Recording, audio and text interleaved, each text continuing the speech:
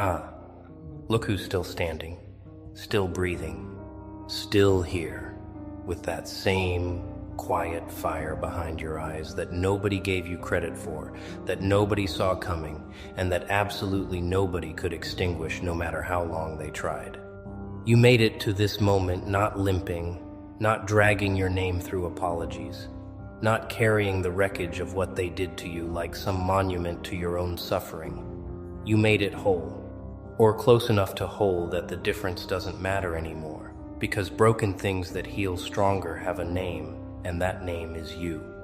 Now sit with that for exactly 1 second, because what I'm about to tell you tonight is going to rearrange something inside your chest that has been waiting a very long time to be rearranged.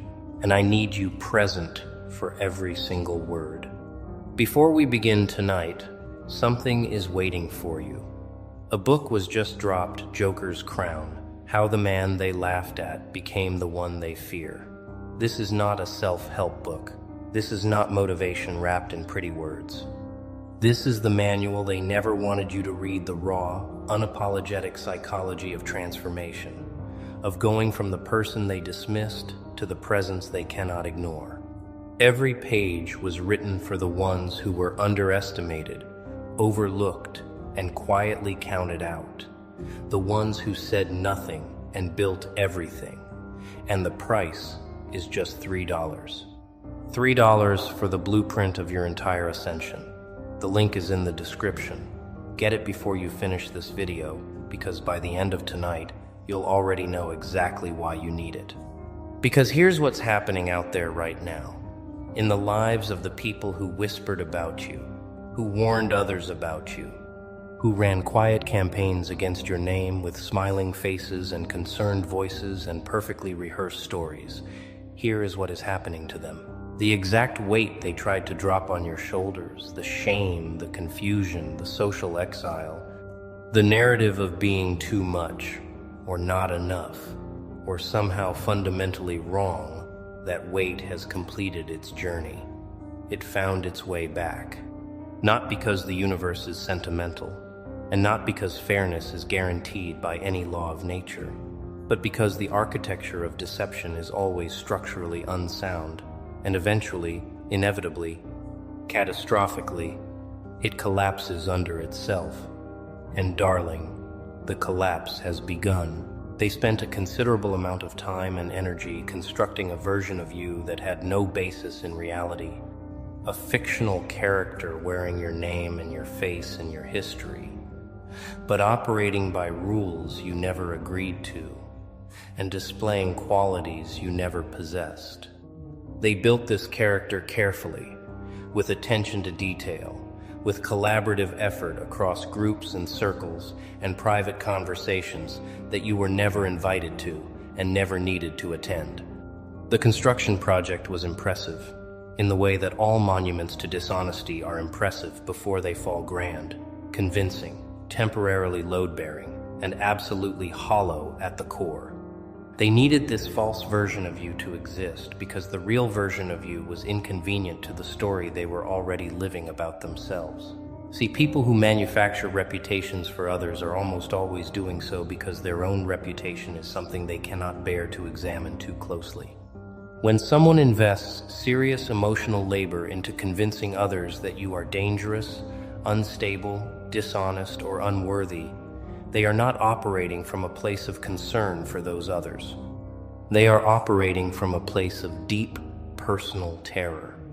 They are terrified of what your existence reveals about theirs. They are terrified of the contrast. They are terrified of the moment someone looks from you to them and does the math.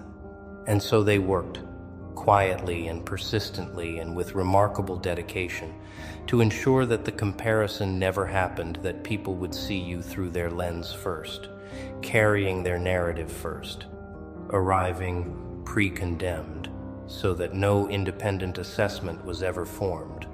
That was the plan. It was sophisticated, and it had a fatal flaw. The fatal flaw was you. Specifically, it was the fact that you refused to perform the role they cast you in. You didn't collapse publicly. You didn't spiral in ways that confirmed their warnings. You didn't validate the script by playing the villain they invented. You simply continued awkwardly sometimes, painfully often, but continuously and authentically being yourself, the actual self, the inconvenient documented reality of a person who was none of the things they said. Every day you existed without breaking was a day their construction lost another brick. Every quiet morning you survived without their approval was a morning their architecture developed another crack. And cracks in dishonest structures don't heal. They spread. There is a specific kind of silence that people with power instincts find absolutely unbearable, and you deployed it perfectly, whether you knew it or not. The silence of someone who has chosen not to retaliate. The silence of someone who has decided that their energy belongs to their own future and not to the management of someone else's opinion. The silence of someone who is building something in the dark, something no one can see yet, something that does not require their validation or their awareness or their participation to grow. You went quiet. And to people who expected noise, who needed noise, who had positioned themselves as the reasonable responders to your supposed chaos, that silence was profoundly destabilizing. They refreshed, they checked, they sent intermediaries with casual questions designed to surface information about your state. They created situations designed to provoke a reaction they could point to. They waited for the moment you would crack and hand them the justification they'd been holding space for.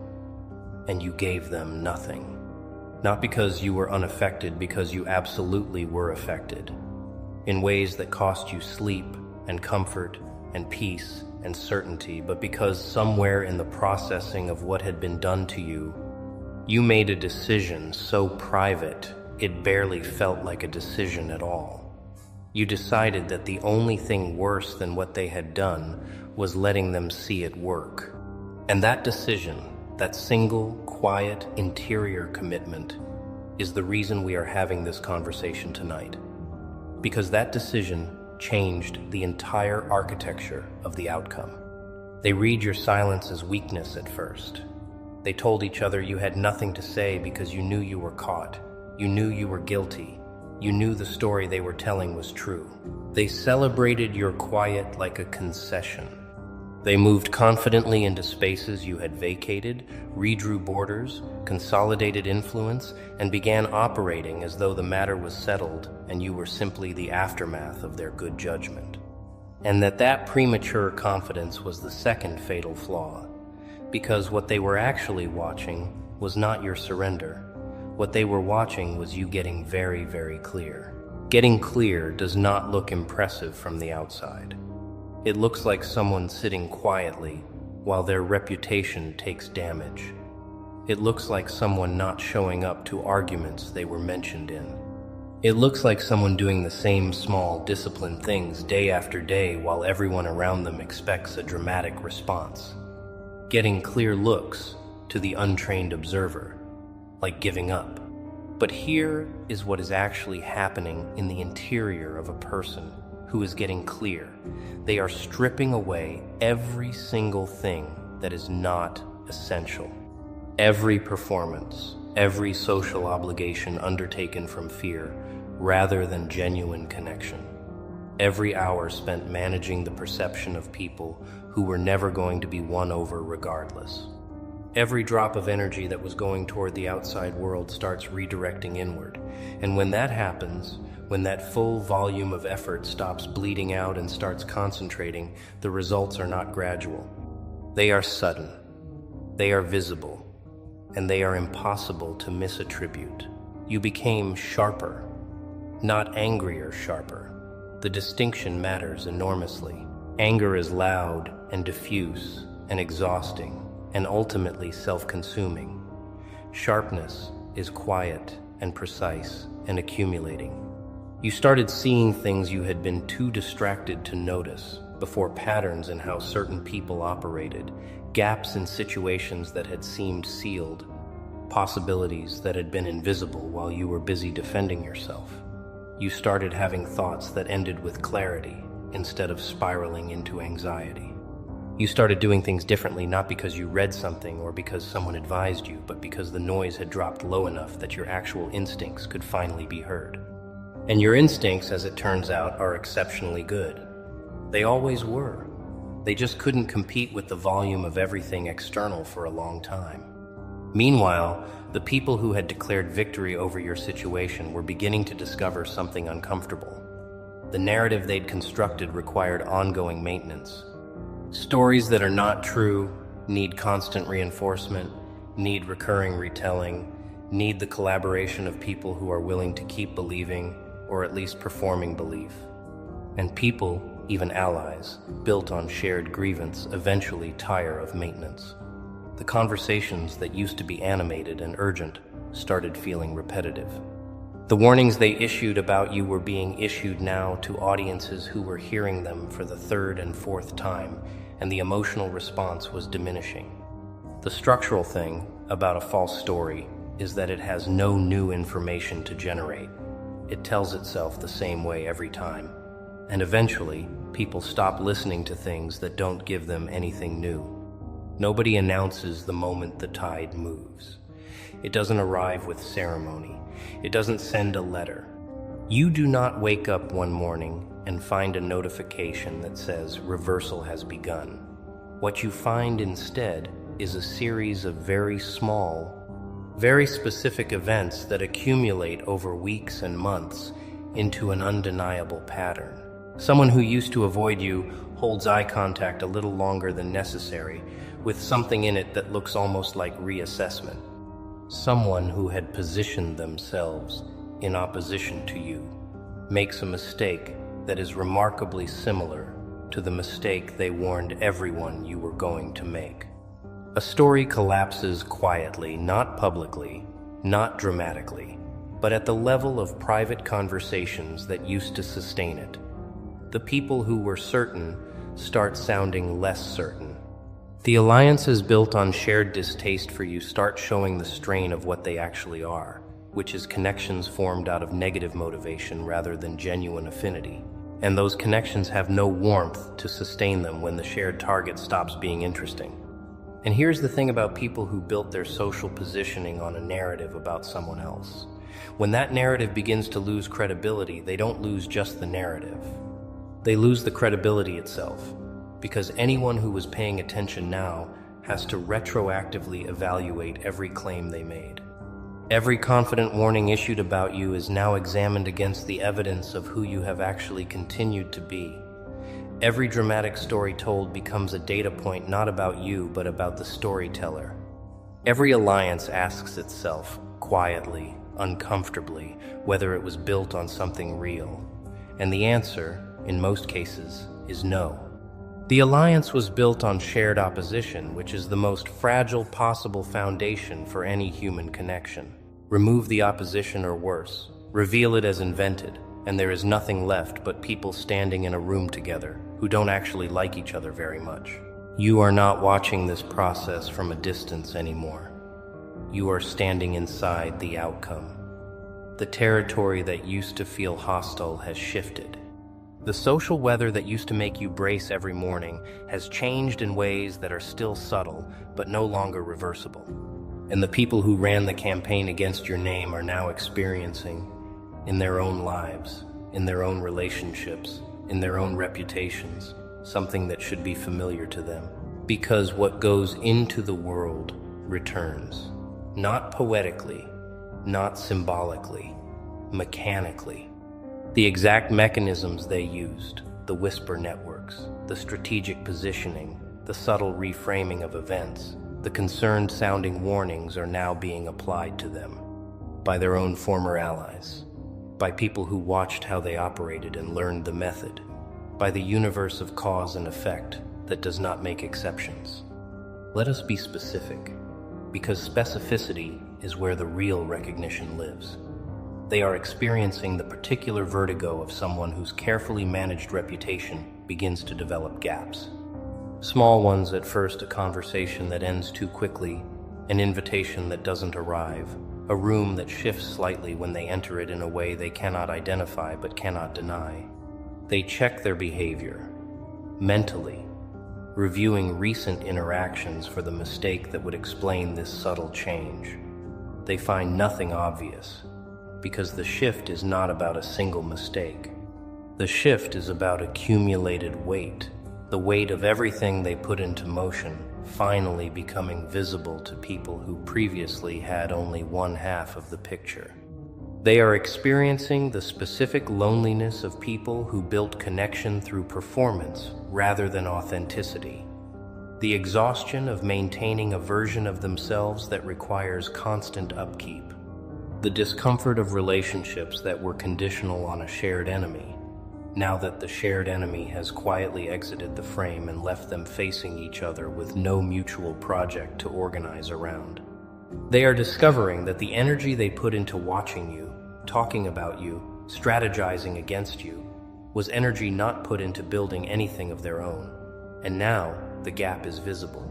You built something while they were watching you. Even in the surviving, even in the simply getting through it, you were accruing something they were not, the deep interior confidence of someone who was tested and did not break. They are also, and this is the part that is hardest for them to articulate, beginning to miss the version of the story in which they were the reasonable ones. That story was comfortable. It gave them a clear role, a clear moral position, a clear source of social cohesion.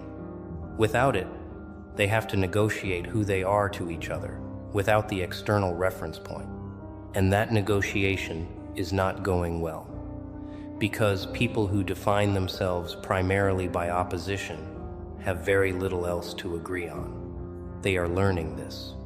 Slowly, privately, without anyone to talk to about it, because the person they would have talked to about it was you, and that door, for reasons that were entirely their doing, is no longer open. Forget every oversimplified version of this concept you've absorbed from casual use. What is actually happening is not magical and not mystical and not the result of any external force administering justice on your behalf. What is happening is the natural, predictable, mechanical consequence of how human systems actually work. People who lie must maintain lies. And maintaining lies is expensive. It costs cognitive resources, relational energy, and constant vigilance. People who build influence through false narrative must keep supplying the narrative, and supply requires material, and eventually, material runs out or contradicts itself.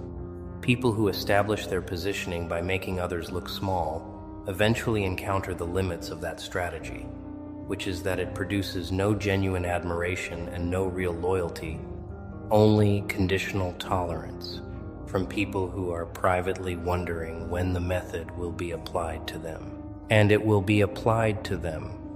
That is the mechanical part. The people who learned from watching how you were treated what can be done to a person are not loyal to the ones who taught them. They are equipped. They are now in possession of a method, and methods seek application. The whisper campaigner eventually meets someone willing to whisper about them. The reputation architect eventually stands in a room where their own reputation is being quietly redesigned by people they trusted. The person who issued warnings about your character eventually finds their own character being warned about in similar language, through similar channels, to similar effect. This is not poetic. This is operational. This is just how the mechanics of social manipulation work when they run their natural course. What you did, whether strategically or simply from exhaustion, was remove yourself from the cycle early enough to not be consumed by it. You stopped trying to counter the narrative with a competing narrative. You stopped trying to win the social contest by the rules of the social contest, which were rigged from the start. You stepped sideways, and stepping sideways from a rigged game is not losing. It is the only rational move that exists. And while you were sideways, the game continued without you, and the people who remained inside it continued playing, and the consequences of the game continued accumulating, and those consequences are now due. Here is what nobody can argue with. Not them, not their allies, not the people who believed the version of you that was manufactured without your consent.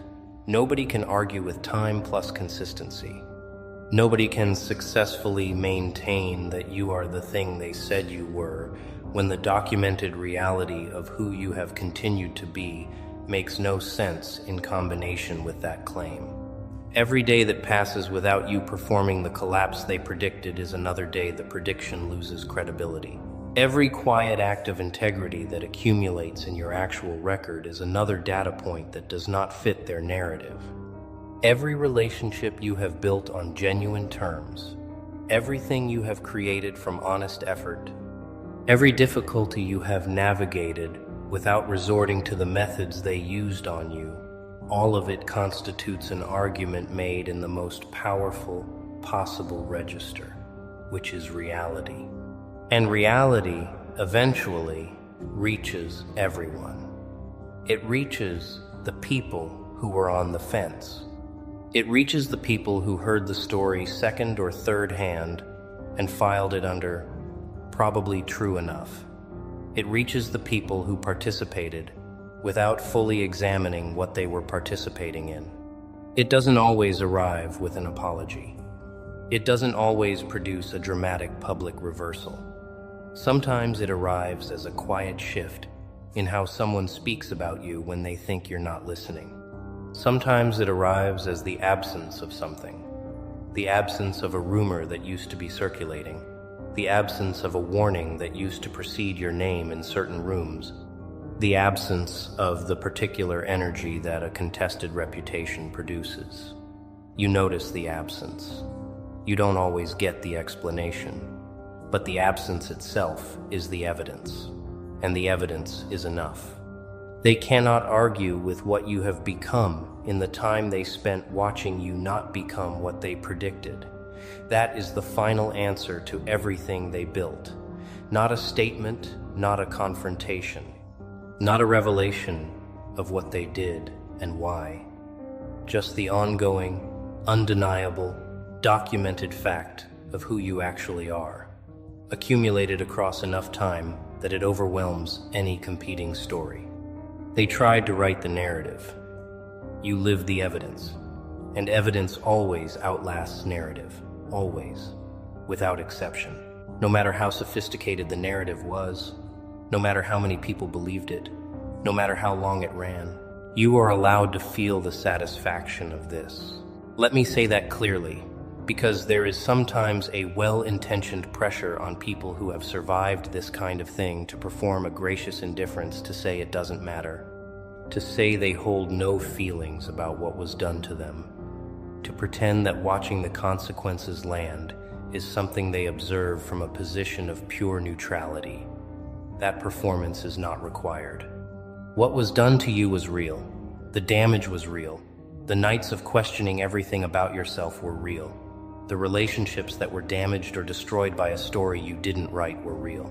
The doors that were closed before you could reach them because someone got there first with a warning were real. You are allowed to acknowledge that those things happened, and that watching the reversal is something that produces a feeling, and that the feeling is justified. What you are not allowed to do is let the feeling become a project. That is the only restriction. You are not allowed to invest your present energy in the management of their consequences, the documentation of their suffering, or the amplification of